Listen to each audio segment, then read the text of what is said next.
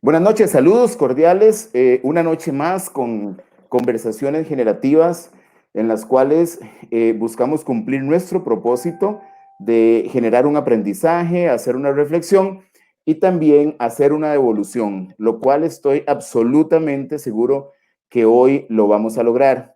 Quiero empezar un poquito por el final, puede sonar extraño. Conversando con el profesional que hoy nos acompaña, pero además un extraordinario ser humano.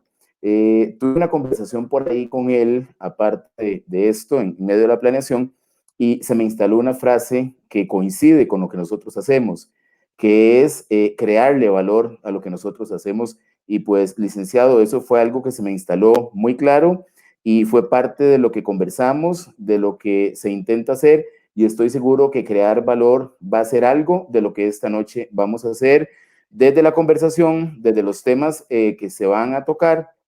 Y en realidad, pues se habló de todo el tema de la experiencia universitaria privada a partir de la vivencia de esta pandemia o el COVID-19, pero creo que va a ir mucho más allá. Es todo un contexto en el cual podemos conversar de diferentes temas, el tema de el rediseño de la propuesta universitaria privada, lo que es tecnología, pero no solamente eso, los talentos que hacen que las cosas sucedan dentro del aula y muchos temas más. Estoy seguro que va a ser un gran aporte y vamos a lograr crear valor. Para mí es un gusto presentarles al licenciado Mauricio Ramírez, quien además de ser un destacado abogado, coordinador académico y docente universitario, eh, creo que ya lo tenía muy claro, pero descubrí una pasión impresionante por el tema y la vocación docente. Entonces, toda esta combinación hace que el licenciado sea esta persona destacada con la que vamos a conversar. Y buenas noches, saludos hasta la linda provincia de Heredia. ¿Qué tal, Manuel? Muy buenas noches para vos y para quienes nos están sintonizando en este momento. Y sí, desde aquí, desde Heredia, muy contento de poder participar con vos, poder, como decís, darle valor agregado, poder conversar, aportar, opinar, que estos son los fines de estos espacios tan importantes dentro de la sociedad. Así es, vamos a ver, hablamos de todo lo que están haciendo, han hecho de muy buena forma también el sector universitario privado, pero hay un contexto y ese contexto es la realidad que vivimos. Te comentaba por aparte que los seres humanos estamos generando una reacción también muy propia, hasta de la salud mental, de decir, escucho noticias una vez al día, no me voy a sobresaturar de información que está ahí al alcance y que está teniendo sus consecuencias en lo emocional. Sin embargo, y eso nos lleva en algún momento a decir, pues sí, vamos hacia adelante como tiene que ser, y no hablemos de la pandemia, pero la vida no se puede, en la vida no se pueden ocultar las realidades. La pandemia llegó, está ahí, lamentablemente estamos en una situación crítica en Costa Rica, pidiéndole a Dios que no colapse el sistema de seguridad social, porque eso llevaría a otras medidas, no solamente en lo sanitario, sino también en lo económico. Leía hoy que en caso de no tener la caja del seguro, la capacidad instalada y los recursos para sostener esto, entrarían en una alerta roja, paralizaría, y esto es una serie de reacciones en cadena a nivel social y económico. El punto es, en este contexto, sí se marca un antes y un después en las organizaciones privadas, principalmente a nivel universitario, que es el tema, por supuesto, se marcan todas. ¿Qué sucede en este contexto a partir de marzo cuando se toman las primeras decisiones, don Mauricio? Sí, Manuel, bien lo apuntas. Este tema del COVID vino a modificar rutinas, ¿verdad? A modificar espacios, costumbres, guías, y el sector educación no fue la excepción. Desde cualquiera del ámbito que vos lo querás analizar, sector público, sector privado. Si recapitulamos un poco, el primer caso que se dio de COVID en Costa Rica fue alrededor del 6 de marzo, por ahí.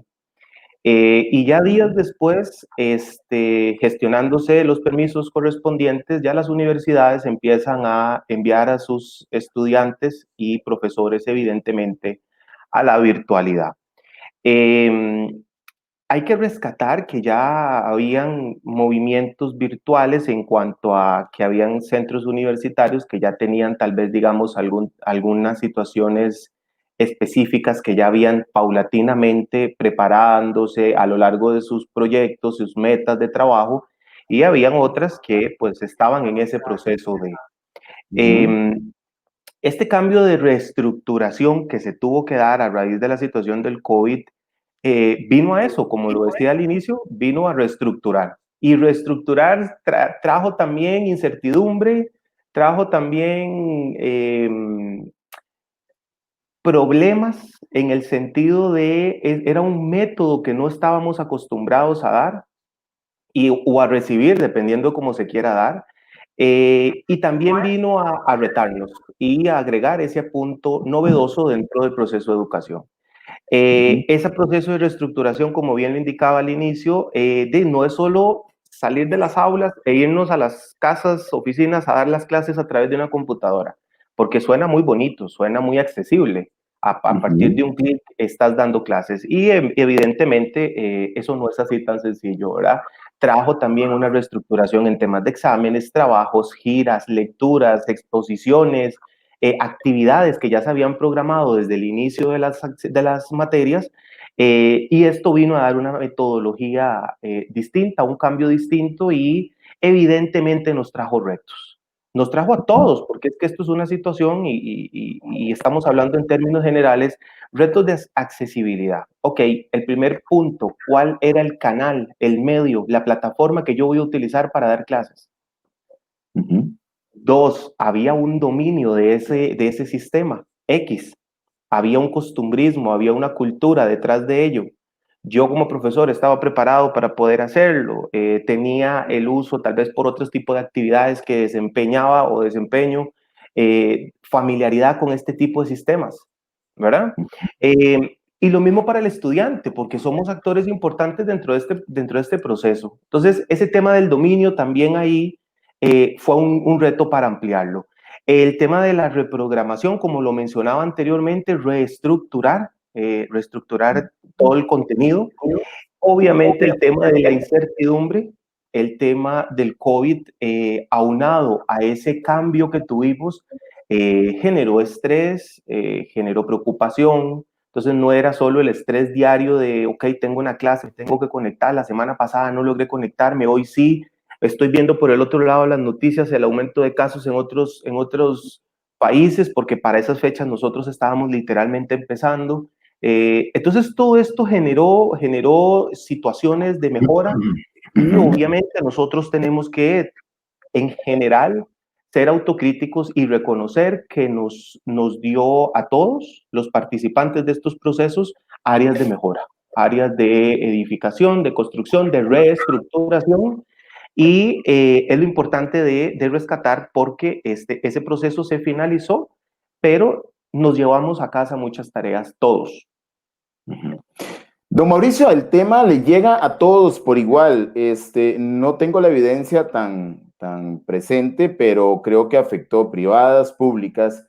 ¿Qué fue lo que sucedió para que la gente no estuviera preparada? Tenía que venir el COVID a impulsar esto. En el caso de las privadas, el servicio no debería ser diferente entre pública y privada, porque al final clientes en uno y clientes en otro. Para mí no debería haber diferencia, pero siempre se ha alegado que el sector privado, pues de una u otra forma, tiene una competencia más directa. ¿Qué hizo que no estuvieran las universidades en esta línea, o por lo menos más cerca del uso de la tecnología antes de llegar esta pandemia? Mira, en este caso no sería bueno generalizar porque más bien habría que individualizar cada caso por separado. No podemos Mm. meter a todo el grupo de universidades dentro de una misma esfera, sería injusto hacerlo. Todos han Ujú. hecho de una u otra forma esfuerzos, solo que otros han llevado otro camino más adelantado que otras, ¿verdad? Dentro de la misma mecánica. Es importante también resaltar que este cambio se dio de una manera repentina y brusca, generalizada, por un tema de situación COVID. Yo siempre he escuchado que el tema de la educación virtual, sabemos que hay programas de maestrías en línea, vos puedes estar aquí llevando una maestría en otro lado, lo puedes hacer en línea, eso siempre se ha escuchado. Lo que sucedió ahora, de partir de marzo para acá, fue que ya ahora sí nosotros nos volvimos actores principales de la famosa clases en línea, ¿verdad? Entonces, yo indico que en esta pregunta específica que me haces, Manuel, habría que analizar el sector, porque no es lo mismo que yo pueda dar una clase de derecho en línea, pero si tengo una clase que son ejercicios jurídicos, práctica, ahí viene el reto. Por eso es que yo decía al inicio, cuando terminamos ese primer cuatrimestre, esa primera fase, todos nos llevamos tareas a casa. Entonces, aquí también tiene mucho que ver la materia, la carrera, obviamente el centro universitario y las condiciones que giran. Y eso me gustaría desarrollarlo en el siguiente punto, porque aquí viene la pregunta número 2. Ok, nos llevamos todos tareas. ¿Qué se hizo? Okay. Evidentemente aquí actores son las universidades, los profesores y los propios estudiantes. Y aquí todos teníamos que echar para adelante. Evidentemente las universidades entendieron que esta situación de incertidumbre con el tema del COVID, ¿verdad? Entonces nos decían los estudiantes preocupados, vamos a regresar a clases presenciales, ¿cuándo vamos a regresar? Y también hacer entender a todos que esta situación depende en las universidades de lo que digan las autoridades de salud, las autoridades de gobierno, etcétera. Y entonces eso también generaba ahí un poco de inquietud en la parte de los estudiantes, pero las universidades y de manera generalizada yo sí puedo decir que entendieron cuál era el reto y entendieron que o seguían o se adaptaban o cambiaban y todos o se quedaban. Y aquí es donde, a raíz de esta situación, entonces se viene el tema de las capacitaciones, las preparaciones, el ir detrás de cada profesor, en identificar cuál profesor tiene uno u otro problema de acceso, de manejo de las herramientas, cuál herramientas estaban usando. Por eso es que digo que no podemos meter todo el sector dentro de un mismo canasto, cada uno lo maneja a, a, a sus líneas de trabajo. Se hizo importante, por decirlo así, o de primera mano, entre ese mes que hubo un piquito más o menos de vacaciones para iniciar el segundo cuatrimestre, todo un programa de capacitaciones. Es que eso era lo que tenían que hacer las universidades y capacitaron y entendieron cuál era la necesidad. Es importante rescatar que en este tema de qué fue lo que se hizo, ¿verdad? Había que definir dentro de las capacitaciones el tema de tener plataformas robustas. ¿Y a qué me refiero yo con tener plataformas robustas? Bueno, las universidades que ya las tenían, enhorabuena, las que estaban con unas plataformas y querían ampliar, desarrollar, trabajar, tuvieron ahí una área de mejora. ¿Y qué podemos entender nosotros por una plataforma virtual robusta? Pues una plataforma que me supla a mí las necesidades como docente y suple las necesidades del estudiante, en donde yo tenga acceso para poder subir un link, donde yo tenga acceso para poder subir algún archivo, algún foro, alguna actividad, algún proceso activo eh, a través de una plataforma virtual. Y aparte de ello, hubo que desarrollar la cultura del uso, porque si bien ya las universidades tenían sus plataformas, no todo el estudiantado las usaba. Y no todo y no todo el profesorado también las usaba. Entonces era un tema de cultura de uso. Ocupamos de esta herramienta. Entonces, vuelvo y repito, todo es cultura, todo es educación, todo es proceso. Y a raíz de eso, caminar hacia el mismo objetivo que ya cada organización traza acorde a sus necesidades, productos, materias y carrera. Otro punto importante aquí son los profesores. Pilar importantísimo de este proceso, quien marca una diferencia en la forma en la que vamos a transmitir esto. Es importante tomar en cuenta que los profesores nos tuvimos que sentar y marcar un antes y un después. Y al marcar un antes y un después viene el tema de reinventarnos. Y aquí yo sí quiero hacer un comentario, pues por la experiencia vivida, de que ese mito de que los profesores de mayor edad les cuesta la tecnología y los profesores que son más jóvenes, por lógica, van a ser más amigables con la tecnología, eso no es cierto. Eso no es cierto. Podemos ver muchos casos de profesores con una madurez, entrados en ciertos años y manejando las plataformas, se sienten muy a gusto, Yo creo que marca la diferencia acá la recepción, las ganas de aprender y las ganas de reinventarnos. Como también habíamos otros tal vez más jóvenes, pero no teníamos tal vez esa preparación. Y entonces, por eso digo, no es cierto el tema de las edades en cuanto al tema del manejo tecnológico. Eso no sería injusto encasillarlo en esa línea. Y aparte de esto, el tema de reinventarse de los profesores eh, viene muy importante en varias líneas. El apoyo, el apoyo que el centro universitario le brinde a un profesor, la capacitación, el compromiso. El centro universitario entiende que estamos viviendo un momento histórico, al menos en la línea de acción de la educación privada. Entonces entendieron que había que capacitar, extender aún más ya lo que ya las universidades venían ejecutando para poder transmitir un poco más hacia la excelencia dentro de estos procesos que se desarrollan. La solidaridad entre profesores es importantísimo, es un pilar, es y va a seguir siendo, y en la virtualidad aún más.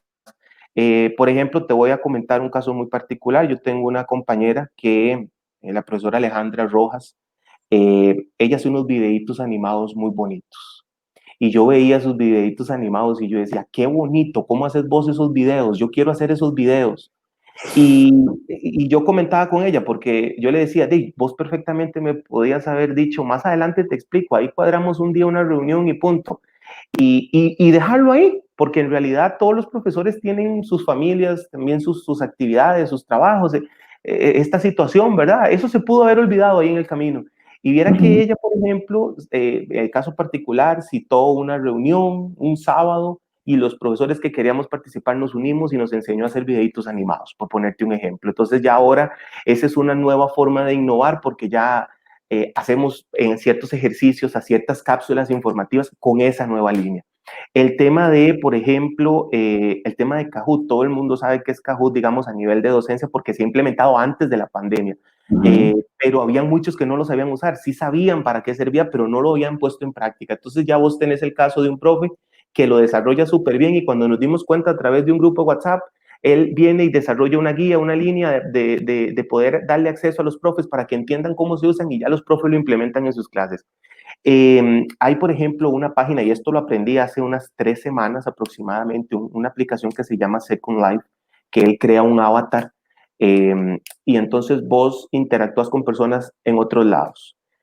A mí en una capacitación que me dieron en la universidad, desarrollé, practiqué este tipo de situaciones. Es importantísimo. Y si vos estudias un poquito más, este método del famoso avatar que crea y que hace convivios con otras personas de otros países a través de esa plataforma, vos te das cuenta que hay videos en YouTube que tienen estos programas desde hace 10 años, desde el 2010, 2011. Entonces uno dice, vea el análisis que hay que hacer, el autoanálisis que también tenemos los profesores que hacer, las universidades, los estudiantes, todos, en el sentido de que esto no es nuevo. Estas aplicaciones no salieron ahorita por el tema de la pandemia, ya esto estaba. Y esto nos obliga a nosotros, evidentemente, a innovar, a aprender, a estudiar un poquito más cómo se funciona, cómo se maneja, ver los posibles accesos y demás, pero son cosas que tenemos nosotros que innovar y son cosas que nosotros tenemos que ir aprendiendo en el camino, pero fue un aporte importante de lo que se hizo en ese espacio de vacaciones para poder retomar lo que uno llama el segundo cuatrimestre, que las universidades más o menos tienen una línea, una semana más, una semana menos, pero casi todas arrancan en la misma línea, ¿verdad? En el mismo tiempo.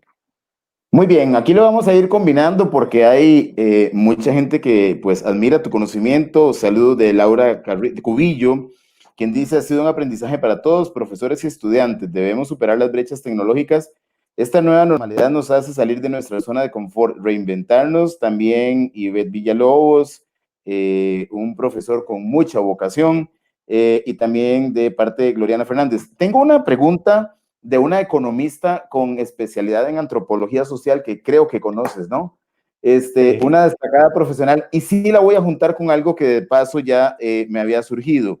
Vamos a ver, antes de darte mi criterio, en todo esto se viene a forjar una nueva cultura donde entran actores, como lo dijiste bien, profesores, estudiantes, y la misma universidad, una cultura de un estilo de aprendizaje diferente, el cual es un aprendizaje virtual. ¿Se ha generado alguna resistencia por parte de estudiantes ante esto que es nuevo? Obviamente un muchacho que tiene 18 años quiere ir al campus, quiere socializar, hay todo un componente ahí social que se altera porque hay cambio en las condiciones, pero a nivel en general, ¿ha habido alguna resistencia? Y la otra pregunta es, como profesor, ¿cómo evalúas el aprendizaje entre un curso en línea y un curso presencial? Y sumo la consulta de María Fernanda, que dice, además de los saludos y la valoración de tu excelencia académica, quería realizarle una consulta. ¿Considera que la brecha tecnológica ha afectado el proceso de enseñanza o el aprendizaje? Luego te doy mi criterio de qué pienso yo de la educación virtual. Gracias a las personas que envían sus preguntas. Un saludo. Vamos a ver, en cuanto a la primera, el tema de la resistencia. Mira, todo cambio genera resistencia. Todo cambio y genera resistencia, y aquí también tenemos que ser autocríticos y no depositar toda la carga de la resistencia dentro de los estudiantes. También para los profesores esto fue nuevo, también para los profesores esto fue un cambio que de hoy a mañana te cambió el mundo. Es decir, tenés un profesor con una preparación, con una experiencia tal vez de unos 10 años en docencia, dando cursos en las materias en las que él da, se desarrolla, y de un momento a otro te saca del aula, te saca del pizarrón, te saca del pilot, en donde monta unos esquemas importantísimos de un proceso ordinario de alguna de las áreas del derecho en cuanto a que tiene una participación activa con los estudiantes y construyen todos juntos ese proceso en la pizarra. Se tuvo que salir de la pizarra a una clase virtual. ¿Cómo transmito yo esto en una clase virtual? Por eso te digo, o sea, aquí se genera, en esto como en todo cambio se generaron resistencias. Yo creo que aquí hay dos componentes importantes. Uno, entender de primera necesidad que todos vamos por la misma línea, que todos vamos por la misma, el mismo objetivo: poder transmitir, el otro sector poder recibir. No hacerlo de una manera monótona, sino poder tener una participación activa.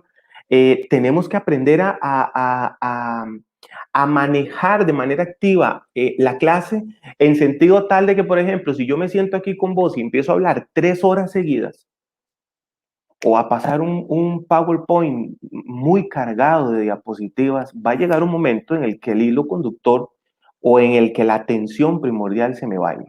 Nosotros tenemos ahorita un proceso, y yo creo que quienes han participado en reuniones virtuales y clases virtuales saben que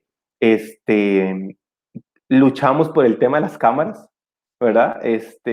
Yo puedo conectarme, pero bloqueo la cámara y bloqueo el audio. Y entonces yo lo que veo abajo es un icono con las iniciales de su nombre y yo no sé con quién estoy hablando. Digamos, partiendo el hecho del primer día de clases, ¿verdad? Claro. Que yo no conozco a los estudiantes.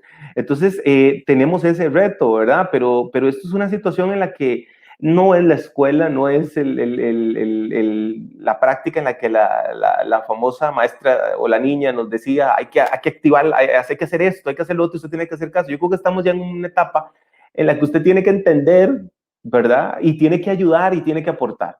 Entonces, sí, las resistencias se dieron, se dan y se va a seguir dando por parte de los actores también, en cualquier sentido. Más, sin embargo, es importante aquí resaltar el tema de cómo resolvemos esas resistencias, cómo las vamos a abordar. Porque también si yo siento que tengo un alumno o una alumna que tiene un problema determinado o que tiene un problema de actitud con este proceso, es donde yo tengo que echar mano y decir, hey, ¿qué está pasando? ¿Cómo te puedo ayudar?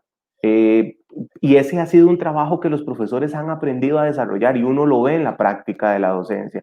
Profesores que antes entraban a una aula y empezaba con quienes estaban, y ahora los profes saben que, por ejemplo, tienen 17 alumnos en un curso, un ejemplo, y, hey, pero me está haciendo falta Manuel y me está haciendo falta Mauricio.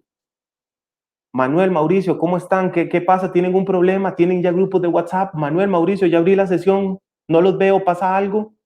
¿Me entendés? Entonces es importante este tipo de conexiones, este tipo de ayudas. Ya los profesores también en esa línea están haciendo un esfuerzo increíble, ¿verdad? De ir viendo, a ver cuáles son las personas que tienen problemas de acceso. Ya un profesor detecta algún tipo de problema, entonces se lo traslada a la coordinación, se lo traslada a las autoridades competentes para decir, hey, ¿cómo podemos ayudar? O tengo este caso específicamente. Entonces es importante esa línea. En cuanto al tema de la evaluación del aprendizaje, bueno, los programas educativos tienen sus evaluaciones. El tema aquí es ver cómo lo transmitimos a la virtualidad, en el sentido de que, por ejemplo, y era parte de lo que te decía del punto 1, que fue una situación en la que nosotros teníamos que ir hacia adelante, hacia una autocrítica, es de ver cómo modificamos esas situaciones. Si yo, por ejemplo, tenía dentro de mi evaluación de uno de los cursos una gira, y de esa gira iba a venir un informe de investigación, una práctica, un caso, un análisis, un debate, un foro en clase, entonces emigremos esto a lo virtual, pero sin gira, porque la idea es de que nos aislemos y nos vayamos a proteger todos en nuestras casas. Esa fue la razón de esta situación. Entonces, ¿cómo cambiamos? ¿Cómo modificamos? Y es aquí donde ya cada carrera, porque cada carrera tenía ese gran reto, eso fue uno de los retos que cité al inicio, que se llevaron para la casa, de cómo implementar esto. Obviamente en el mejor sentido, en la mejor aplicabilidad, para que tanto estudiantes como las propias universidades pudieran salir bien en este proceso. Por eso también hace aquí un enlace con el tema de las plataformas virtuales que las universidades ofrecen. Ha sido Tengo una un pregunta, recurso Mauricio. importante. Hablamos Sí, inicialmente de resistencia como genera cualquier cambio. La pregunta en la vía opuesta, hay gente que ya le gustó el sistema y dice, ojalá nos regresáramos a lo convencional. sí, sí, de todo hay. A mí algunos alumnos me decían, profe, no voy a matricular porque yo espero que regresemos a la presencia. A mí no me gusta. Bueno, es respetable, ¿verdad? Y ya, por ejemplo, la semana pasada, una de esas personas me contactó para decirme, profe, ¿cuándo es que empieza la matrícula? Porque vieran que me han comentado cosas muy buenas de cambios que han habido y estamos muy interesados en poder retomar los estudios porque estamos viendo que la situación, seguimos en incertidumbre de un eventual regreso. Comentarios de personas que al inicio nos decían, es que no estamos haciendo bien esto, no me gusta esto, no me gusta lo otro. Hoy ya nos dicen, hay conocimiento, hay dominio, hay mejora. Eso es parte de lo que te decía al inicio de qué se hizo. Y aquí ya las universidades y las autoridades individualizadas tuvieron ese reto. Ellos tuvieron ese reto de cómo educar, manejar, preparar a su profesorado y a su población estudiante. Coincido en Y algo. creo que, Adelante. sí, sí, perdona. No, No, no, que creo que adelante. había un tema de, creo que fue la última pregunta de la brecha tecnológica. Correcto.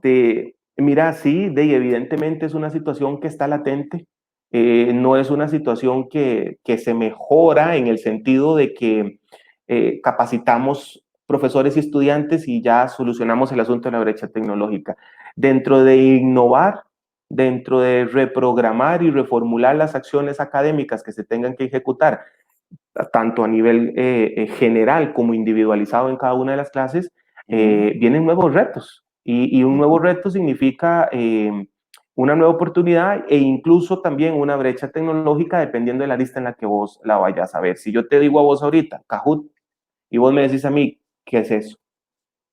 Ok, aquí tenemos una brecha tecnológica, aquí tenemos que aplicar, aquí tenemos que dar acceso, aquí tenemos que enseñar, porque yo no puedo partir del hecho de que todos sepan y que todos tienen que prepararse por fuera. Yo creo que es una parte de las aristas que también tenemos en este proceso de que si yo voy a experimentar con una situación nueva, por lo menos partir del hecho de que todos tengan un conocimiento de cómo acceder a esa plataforma, a ese enlace, a esa práctica o a esa herramienta para poder desarrollarla, porque si yo arranco con un 80% de conocimiento del estudiantado y el otro 20% no saben qué es eso ni cómo se usa, no puedo esperar yo resultados positivos dentro de lo que cabe en estos procesos. Muy bien, que hacía mi aporte, vamos a ver, yo en lo personal y es mi criterio, creo que mucha gente no va a querer regresar. Siempre cuando he hecho análisis de los impactos de la pandemia, bueno, lo primero que esperamos es que aparezca la vacuna y regresar a una normalidad, sea la anterior o sea una nueva mejorada, que sería con el gran aprendizaje que los seres humanos podemos sacar a partir de situaciones en todos los sentidos, incluyendo las sanitarias. Pero creo que estábamos como a punto de migrar al tema virtual, sobre todo por el avance tecnológico, y mi criterio es que la educación virtual es maravillosa. Yo en lo personal soy estudiante aquí en México de una universidad que nació virtual, por lo tanto ha sido transparente, y realmente hay aprendizaje. Algunas veces la gente se ha cuestionado si no llegar a clases significa que hay menor calidad o inferior calidad en un proceso virtual. Y quiero retomarlo no solamente en el plano de la pandemia. Creo que el docente tiene una función primordial para generar esa conexión con el estudiante y que el estudiante realmente se sienta que está aprendiendo. Creo que hay una responsabilidad inmensa. Me refiero concretamente a algunos cursos que alguna vez llevé en Costa Rica en ese momento virtuales.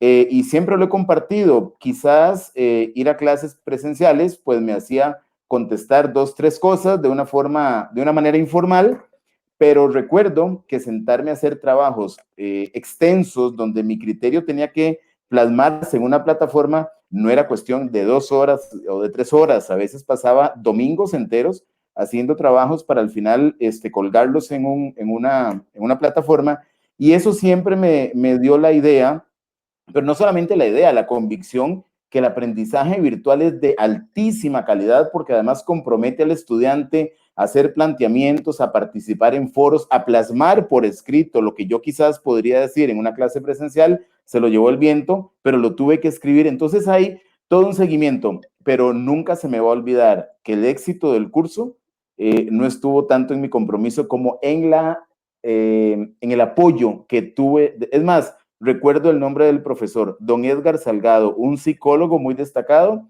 Para mí el curso era la facilidad y la disposición que tuvo don Edgar con todos los alumnos, casi que 10 de la noche, yo creo que si mandaba una consulta a las 10:05 estaba resuelta.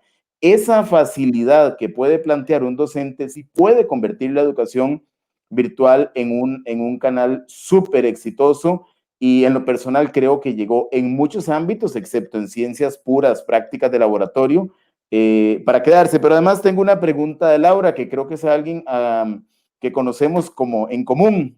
La licenciada Laura Ramírez dice, hola, saludos a ambos. Me gustaría saber si la universidad está haciendo algún estudio o valoración para analizar si la virtualidad está generando los mismos réditos académicos que la presencialidad. ¿Alguna forma estadística de medición en este tema? Claro, un saludo para Laura también. Evidentemente eso está en constante ejecución por parte de las autoridades universitarias. El cómo lo están haciendo, ya eso está muy tropicalizado a cada una de las instituciones, ¿verdad? Cada una de las autoridades universitarias, pero uno sabe que se está proyectando este tipo de análisis por las decisiones que las universidades toman. Si vos sabés y entendés que las estadísticas como tal generan o sirven para poder hacer los cambios necesarios, estructurales, para poder encauzar hacia los objetivos trazados, yo puedo asegurar que sí lo están haciendo en virtud de los cambios que uno mismo ve a nivel nacional en el sector, ¿verdad? Entonces ya cuando vos ves que vienen proyectos en esta línea, cambios en esta otra, modificaciones estructurales, horarios, todo para buscar un mayor acceso. Por ejemplo, te voy a poner un caso. Si yo tengo un problema de un jefe mío me dijo hace poco que ya las presas se fueron de las calles a la virtualidad, ¿verdad? Por todo esto. Entonces, si yo, por ejemplo, tengo un problema de que a las 6 de la tarde se conecta gran parte de la población de Costa Rica a recibir clases, y al menos hablemos de una universidad X que tenga una plataforma y hay una saturación correspondiente, entonces esos análisis, esas estadísticas, lo están viendo las universidades, y entonces las universidades pueden decir, ok, ¿qué vamos a hacer para no saturar esto en esta línea? Eso por poner un ejemplo muy accesible y de pronta solución. En cuanto a el éxito Y en cuanto a la mejora en este tipo de líneas para poder nosotros entender un poco y enrutar la calidad de las clases virtuales a lo que teníamos, por supuesto que esto va muy de la mano con los objetivos trazados dentro de cada, no solo dentro de cada institución universitaria, sino dentro de cada carrera. Yo no puedo medir con los mismos parámetros una ingeniería que la carrera de derecho. Tienen objetivos distintos. Generales son compartidos, todos buscamos excelencia, todos buscamos mayor apego a los métodos, todos buscamos que esto sea más accesible, más llevadero, más activo, más dinámico, que le demos ese valor agregado, pero ya si nos vamos a técnicas implementadas y demás, evidentemente las universidades lo están haciendo y prueba de ello es los cambios que las mismas universidades están generando y los cambios que vienen. Basta ver, digamos, las ofertas en matrículas, las ofertas en horarios, en accesibilidad, en plataformas. Todo ellos lo hacen y lo tienen que hacer en áreas de una mejora. ¿Por qué? Porque todos somos autocríticos, todos tenemos esa predisposición de ser autocríticos y decir, ok, ¿qué nos está fallando? ¿Qué nos está faltando? ¿Y qué tenemos que hacer para mejorar? ¿Qué se puede hacer a corto, mediano y largo plazo? Pero yo estoy convencido 100% de que las universidades evidentemente lo están haciendo por los cambios que uno ve en el sector. Mauricio, algo de lo que me ha impactado de manera muy positiva es que no solamente te quedaste en analizar el proceso para virtualizar esta dinámica educativa, que te ha sido más allá para comprender el contexto. Se crea todo un nuevo mundo a partir de esta virtualidad, donde hay realidades, temas de conexión y hasta los factores externos de estar dando clases y escuchar el perro y escuchar el autobús que para o el que vendió en la calle, se convierte en parte de la dinámica y al final puede sonar gracioso, pero es todo un nuevo contexto. Mira, por supuesto es importante hacer esos análisis y esto me lleva al siguiente punto de este espacio. ¿Qué hemos aprendido de este proceso virtual? ¿Y qué hemos aprendido a nivel generalizado? Desde aprender a conexiones de Internet, ¿verdad? Estudiar un poquito el tema de las capacidades, de hacer estudios nuestros de mercadeo interno para ver cuál cablera me ofrece mejor situación, porque busco lo mejor para tener las mejores herramientas dentro de mi alcance. Te voy a citar un ejemplo también dentro de estas realidades. Yo tengo una hija de 2 años y está en la mejor etapa de energía y movimientos, ¿verdad? Dentro de ese proceso de la niñez. Y entonces yo le decía a mi esposa, yo no puedo dar clases con ella aquí, yo no puedo. No puedo porque ella está gritando, está jugando y tampoco voy a cortarle a ella eso. ¿Qué tuve que hacer para resolver? Irme a la casa de los papás de mi esposa para poder ir a dar la clase correspondiente. Y entonces ellos me reciben allá y yo doy clases allá y allá que sí hay silencio, que sí reúne las condiciones. Esa es una realidad. Esa es una realidad. Otra de las realidades que tomamos en cuenta, que también vimos, fue el tema de los perros, ¿verdad? El tema de los ruidos. Un estudiante, por ejemplo, me decía, profesor, qué pena, pero es que yo vivo en calle principal y entonces a veces activo el micrófono y se oye la parada del bus que está en la pura acera de mi casa. Entonces es por si usted oye el ruido. Esas cosas nosotros tenemos que aprender a ser tolerantes. Usted tiene que aprender a entender que sus estudiantes están en sus casas. Ok, entonces ese es importante. Y esto me lleva a lo siguiente, la red de apoyo que hay en las casas. El martes tuve un foro con uno de los grupos y cuando finalizó el foro le dije a una de las estudiantes que, porque les fue muy bien y yo les dije a ella en específico que la felicitaba, que no solo por el trabajo que me hicieron, porque eso es genérico, fue grupal, sino que le felicitaba por ese empuje que estaba dando, porque tiene un hijo de 2 años y yo la veo a ella en media clase tratando de sostener al niño, veo a su esposo atrás corriendo para agarrar al chiquito y lo veo cruzando con juguetes y lo veo cruzando con manzanas y me entendés. Entonces, hasta sociológicamente podemos analizar este contexto en el sentido de que qué red de apoyo se figuran dentro de los hogares de nuestros propios estudiantes. Cuentan con apoyo de sus padres, apoyo de sus parejas o de sus hijos. Tengo alumnas con hijos universitarios también. Entonces es importante entender qué se ha aprendido de esto. Otra de las cosas que también sin duda alguna tenemos que llamar al entendimiento y a la transparencia en esto es a la paciencia. Si usted le cuesta tener paciencia, tiene que aprenderla a desarrollar aún más y a ponerla aún más en práctica porque es importante. Y la flexibilidad. Y ojo con esto, porque cuando yo digo flexibilidad no quiere decir alcahuetería. No hay que hacer una traducción errónea de esto. Pero ¿en qué me refiero flexibilidad? El caso de un estudiante, primer parcial, va a enviarme su examen al correo, se cumple la hora de fecha de entrega y me dice, profesor, no encuentro el archivo. Y ya yo veo al estudiante colapsada, ya casi llorando, en estado de shock. A ver, tranquilicemos. El examen tiene que estar por ahí porque usted lo hizo en su computadora. Tranquilícese. Y ya logramos resolver el asunto en cosa de 15, 20 minutos después. A eso es a lo que yo me refiero con un poco de flexibilidad, de apoyo, de ayuda. Otra de las cosas, otro ejemplo, vamos a ver, el primer día de clases. ¿Cómo hago yo en semana 1 que todos mis estudiantes de primer ingreso sepan usar la aplicación por la cual yo doy clases, se sepan conectar? Entonces ya ahí viene el trabajo de campo de los profesores de primer ingreso.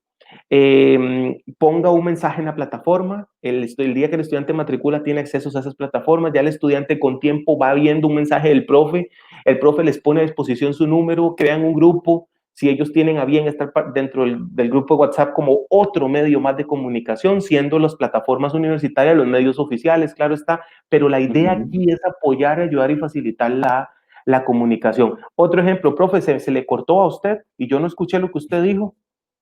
Volvamos a repetir.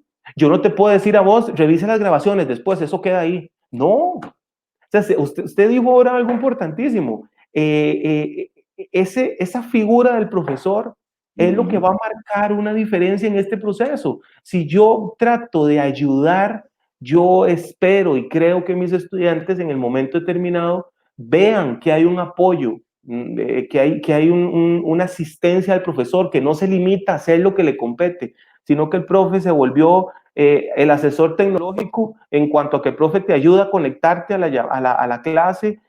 Profe, es que tengo este problema, no, vamos a llamar a TI para ver qué pasa.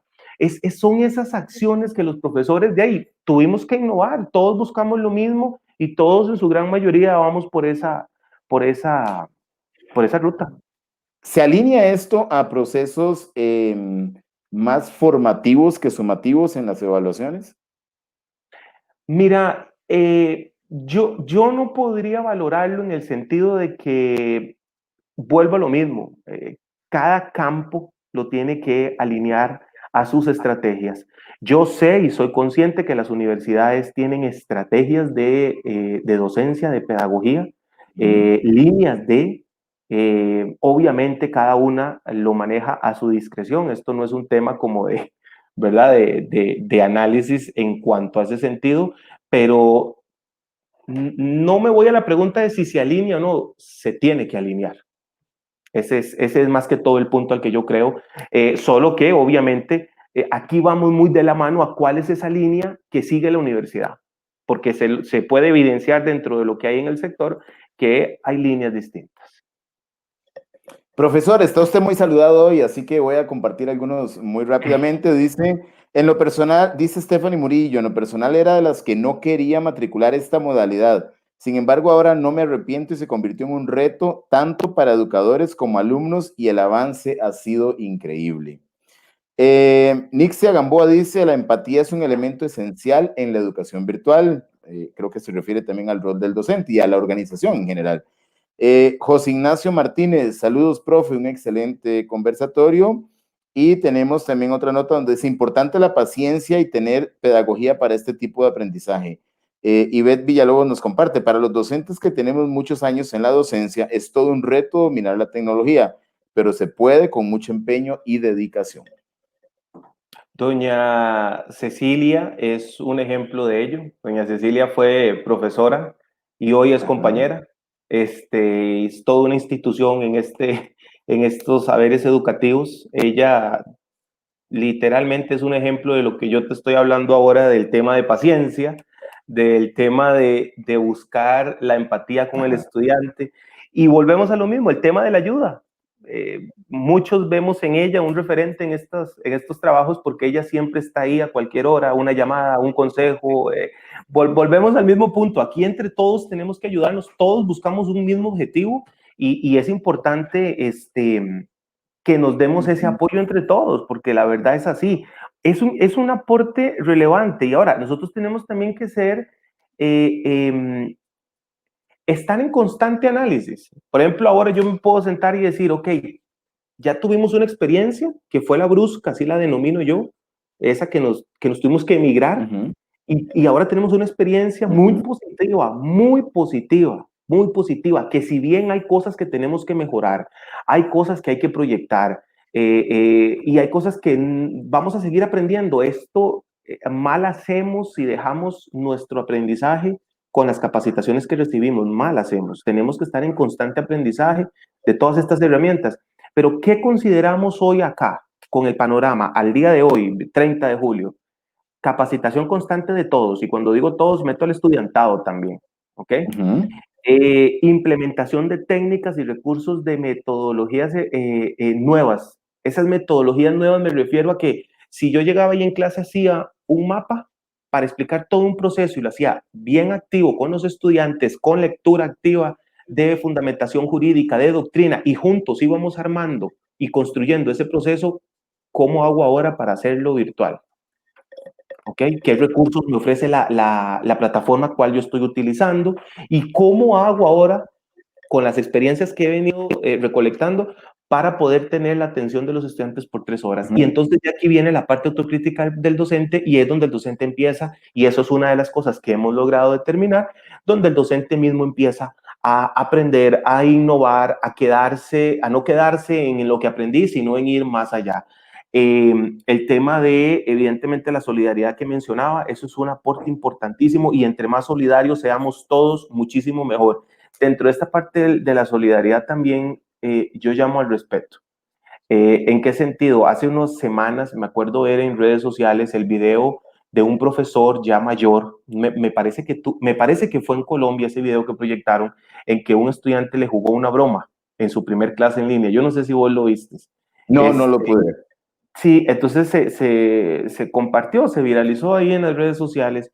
Entonces uno dice, wow, qué complicado, lejos de la chota y demás, qué complicado, porque es un esfuerzo enorme el que los docentes tienen que hacer. Es que no es solo conectarse y darle un clic a una opción y poder ponerme yo a hablar. Eso no es así. Detrás de esto hay una planeación, hay una estrategia, hay una prueba, hay una autoevaluación. Me sirvió esto, le habrán gustado a los estudiantes. Cuando vos recibís ese feedback, entonces vos decís, corrijo, agrego, modifico.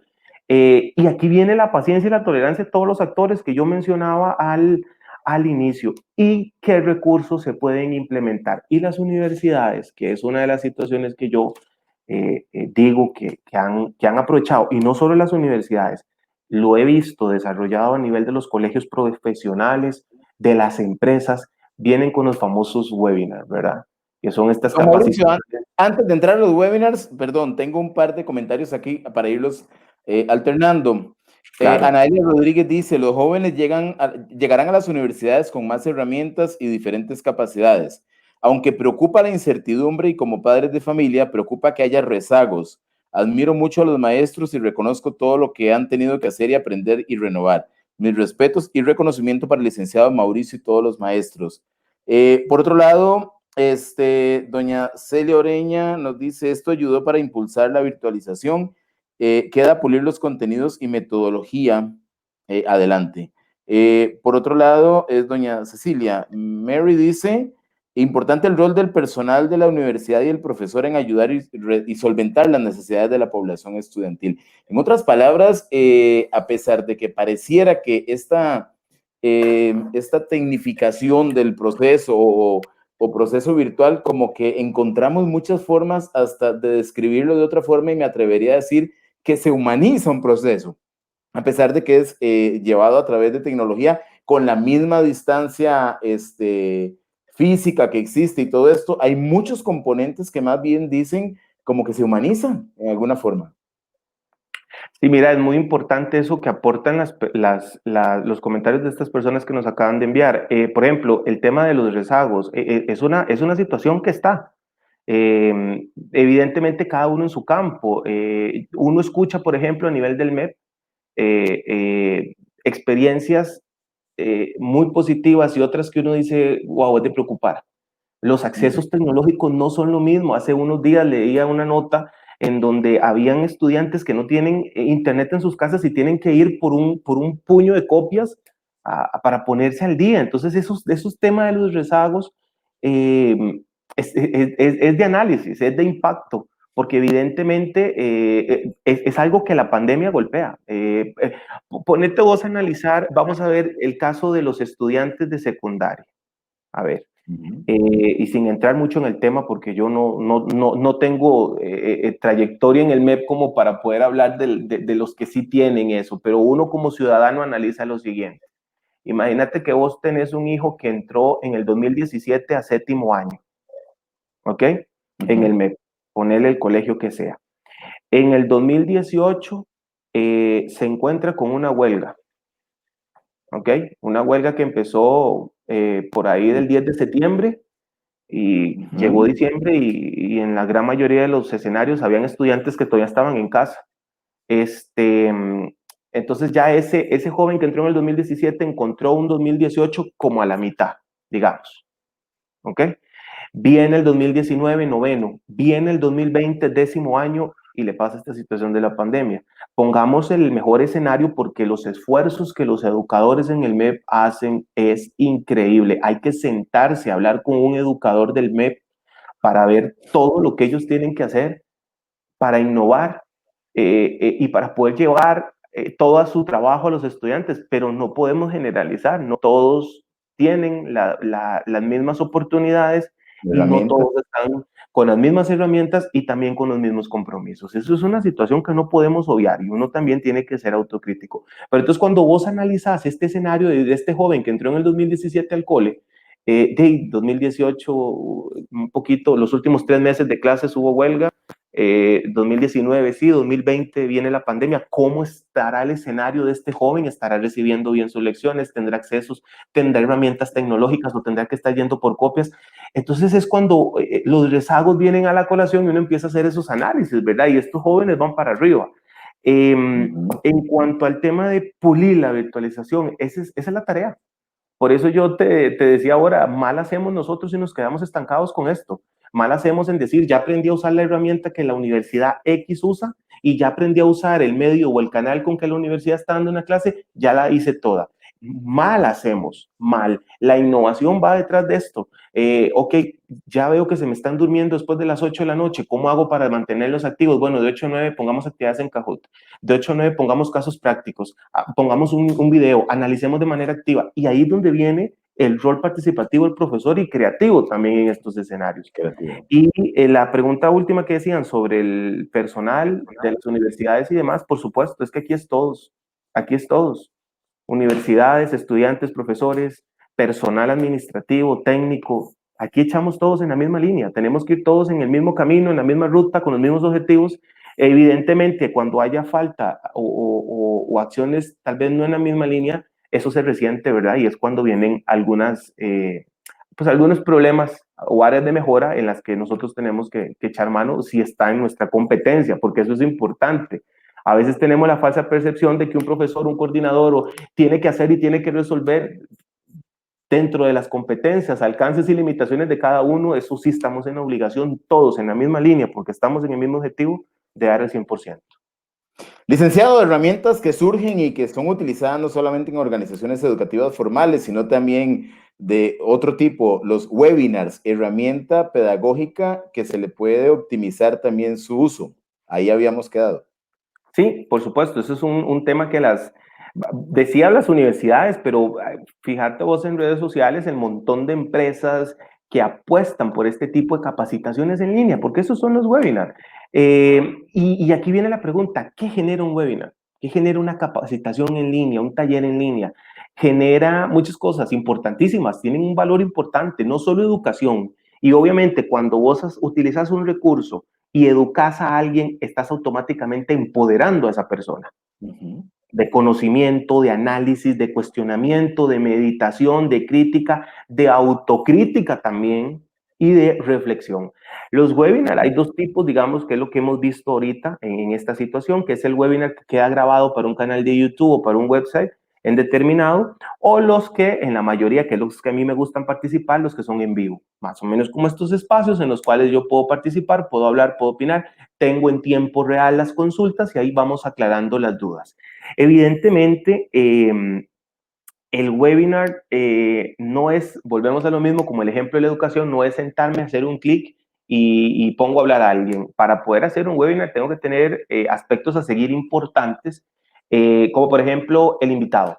¿A quién voy a llevar? Que sea una persona que tenga un poco de experiencia en el ámbito, experiencia de vida en estas acciones, en estos campos, que haya una preparación de esta persona y importante, yo siempre digo que tengamos un backup, porque las cosas pueden pasar, el internet se puede ir, la luz se puede ir, y si es un webinar muy, muy esperado y muy anunciado, hay que tener ahí un plan B. El tema es importantísimo, limitar el tema en un webinar es importantísimo porque hay que ver no solo hay que ver el tema en general, hay que ver alcances, cuáles son las limitaciones, cuál es el impacto, y eso lo haces vos previo con la persona en una entrevista para ir cerrando un poco eso, porque, por ejemplo, ahora en esta pandemia yo me he literalmente enamorado más de los webinars.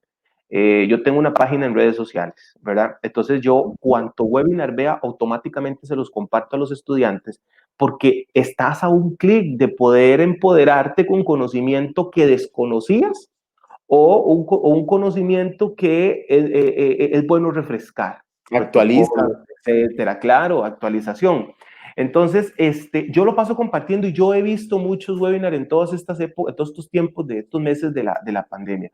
Y una vez, un día estos vi uno hace unas semanas en donde había una agenda, porque eso fue lo que habían proyectado en el arte cuando lo promocionaron, y el invitado, yo entiendo, cuando uno es apasionado con un tema, más bien tienen que callarlo porque hey, las personas podemos seguir a más no haber. Pero la persona agarró uno de los objetivos y se le fue la hora hablando solo de eso. Entonces uno dice, bueno, uno autocrítico dice, bueno, esta persona enamoradísima de su tema, pero dejó de lado todo esto que habían anunciado. Y la persona que está entrevistando, que era el moderador, tampoco tuvo dominio porque dejó que esta persona se encauzara en eso entonces, ¿dónde quedamos? Esas cosas reflejan también los webinars, por eso es que tiene que haber un tema de proyección y capacitación. Otro de los aspectos importantes detrás de un webinar son los recursos adicionales. Voy a usar un pizarrón, una lluvia de ideas, un PowerPoint, voy a reflejar algún dato, alguna estadística. Crear un arte es importante, promocionarlo con tiempo, con todos los medios de comunicación que se tengan, no solo las universidades, sino las empresas. Y viene el tema de la divulgación de la actividad. Es importante también, que yo siempre lo digo y no me cansaré de hablar de ello, es el tema del valor agregado.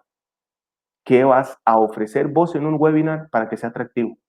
¿Qué vas a ofrecer vos en una actividad de este tipo en línea para que tenga mayor impacto? ¿Qué diferente ofrece Manuel a lo que va a ofrecer Mauricio? ¿Cuál es ese valor agregado?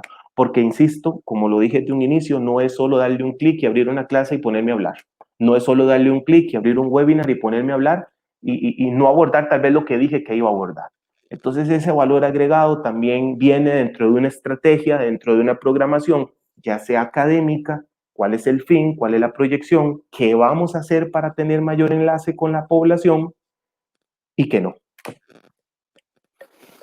Muy interesante. Yo creo que quienes comparten la docencia con Mauricio no solamente tienen un recurso muy valioso en el área del derecho, sino que yo creo que también en la pedagogía y en el desarrollo humano y en técnicas modernas de enseñanza virtual, que realmente hay un dominio pleno. Vamos a ir cerrando, pero quiero compartir unos 3 comentarios que tengo por acá.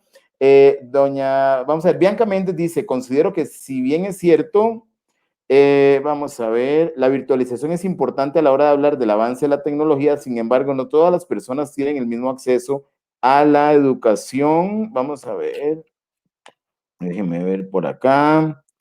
Es que es un poquito extenso, a la educación o a los recursos tecnológicos, y mencionando el esfuerzo tanto de parte del estudiantado como por parte del profesorado, ya que me ha pasado que me he topado con profesores que son realmente buenos, pero la virtualidad denota que realmente quedan maniatados ante los recursos tecnológicos. José Ignacio Martínez, al día de hoy es primordial la innovación en los ámbitos de mayor impacto y construcción social. Como dice el profe, hay que analizar por sectores, ya que es un tema que no se puede generalizar. Vamos a ver, no solo por un tema de recursos y de posibilidades económicas, sino también en capacitación al personal, pero es más que todo en la milla extra y personal que los docentes aportan por su cuenta. Fernanda Ramírez dice, excelente conversatorio, como educadora que soy, doy fe de que hemos tenido que reinventarnos para incluir a todos los estudiantes en la educación a distancia. Por otro lado, es necesario que las instituciones de enseñanza contemplen dentro de su oferta la capacitación virtual. Al fin y al cabo, una realidad, pero una realidad también con un componente muy positivo, lo que es darle continuidad al proceso de desarrollo humano desde la capacitación, desde la formación, porque esa educación, cualquier cosa que se haga, al fin y al cabo, contribuye con el desarrollo personal y profesional, con grandes retos, pero ya demostrando sus buenos resultados en procesos, porque todos estos testimonios, veíamos a alguien que dijo, tenía resistencia a matricular y ahora como que ya no quisiera salirse de ahí por todo lo que esto impacta, pero también el rol del docente como actor y de la estructura que soporte todo esto, estando la formación y la actualización constante como una necesidad para todos. Se actualiza la organización, analiza plataformas, bondades, se actualiza el docente, se actualiza, creo que esto hasta hace eco en los entornos familiares. Hay familias que cuando ven a un estudiante concentrado en su trabajo y pues al rato alguien también decide aprender porque no tiene que desplazarse, porque tiene el recurso de la computadora con internet ahí cerca. Entonces, visto desde esto, creo que es algo maravilloso, pero también es maravilloso el aporte que nos hace el licenciado Mauricio Ramírez, quien hoy no habló mucho de derecho, pero habló de toda este gran caudal de recursos muy valiosos para seguir empoderándonos todos. Ahí entramos todos, estudiantes, profesores, padres de familia en los contextos de educación en otros niveles, y creo que ha sido un grandioso aporte. Empecé el conversatorio al revés, diría, porque desde el inicio sabía que había un valor que se iba a agregar a partir de este aprendizaje que tuvimos en una conversación previa, y creo que lo hemos logrado. El aporte es muy valioso, aquí quedan muchas reflexiones para educadores, seguir trabajando fuerte porque es el camino. Fue un poco fuerte el impacto, pero al final es la realidad, y de esa realidad creo que no hay marcha atrás en muchos entornos del área educativa. Así que vamos a ver si estamos hablando de administrar bien el webinar. Como escuché por ahí, estamos con 1 hora, 2 minutos, y creo que hemos podido seguir la agenda, así que estamos bien, ¿no? No, Estimado profesor, muchísimas. saludos de mucha gente por acá, perdón, dice, lo bueno es la ayuda la ayuda de grandes profesionales como Mauricio Ramírez nos hace este trayecto más fácil. Ahí están, no lo dije yo, lo dicen los testimonios de sus colegas y estudiantes, profesor. No, muchas gracias a todos ellos, porque en realidad tratamos, esa siempre va a ser la tarea, tratar de ir echando todos juntos de este proceso y ir innovando, viendo qué podemos hacer para poder tratar de llegar con el mensaje de la mejor manera a los estudiantes. Mira, y para aterrizar un poco más en derecho, vamos a tener que hacer otro programa, porque yo no puedo hacer los preámbulos sin haber hablado un poco de toda esta historia y todo este contexto. Vamos a tener que hablar otro día ya propiamente de metodologías activas en derecho que se pueden compartir. Yo sí te quiero agradecer, Manuel, el espacio. Yo creo que estos espacios de reflexión aportan, construyen y nos llama a todos a hacer una autoevaluación de qué estamos haciendo dentro de cada rol y qué podemos aportar más. Yo sí te quiero o quiero dejar como conclusión el tema de que en estos procesos, como lo dije de lo que expuse ahora, el lado humano no puede faltar. Ese lado humano tiene que estar ahí sin caer, ¿verdad? En alcahueterías, pero el lado humano en este proceso, ese apoyo y esa solidaridad va a marcar mucho la diferencia en un estudiante, va a marcar mucho la diferencia en este proceso, y que utilicemos todas las herramientas que se nos presentan, que en las universidades, independientemente de cuál sea, le ofrece a su profesorado para poder mejorar, para poder innovar y a la larga, como siempre les comparto a los muchachos en la página de Facebook, que yo pongo el hashtag educación, hashtag empoderamiento. Educar es empoderar. Y educamos desde un webinar, educamos desde una clase, educamos desde un taller, desde un foro o desde una lectura. Entonces no dejemos de innovar y de educarnos y de empoderarnos con conocimiento. Muy reconocido, don Mauricio. Aquí dicen, opino que sería genial otro programa, muy interesante. Saludos al profe Mauricio, excelente de parte de Isaac Fonseca. Pero hay una frase que coincide con dos cosas que estamos planteando. En algún momento dentro del conversatorio, llegué a la conclusión de que el tema es humanizar un proceso que para alguien podría ser percibido como frío o distante. Y lo acabas de decir también, y hay una frase que nos pone Stephanie Murillo, dice, la diferencia es hacerlo con amor. Así de fácil. Entonces creo que con eso estamos cerrando y hay grandes aprendizajes, estimado Mauricio, y pues un saludo hasta la ciudad de las Flores, a Heredia, y muchísimas bendiciones para usted y para su familia también. Muchas gracias por este tiempo y muy agradecido por todo el aporte que también, con la gente que ha estado por ahí, porque este tipo de interacción es lo que hace estos espacios también muy naturales. Esto no es una televisora, algo de rigidez, esto es una interacción y creo que a partir de esto, pues también se construye. Gracias, gracias Manuel, a vos, un abrazo también hasta allá y a las personas que participaron, que opinaron también, muchísimas gracias y estamos siempre a las órdenes y ahí nos queda la segunda parte ya propiamente aterrizada en las técnicas de derecho. Eso queda pendiente. Bueno, buenas noches, saludos. Buenas noches, muchas gracias.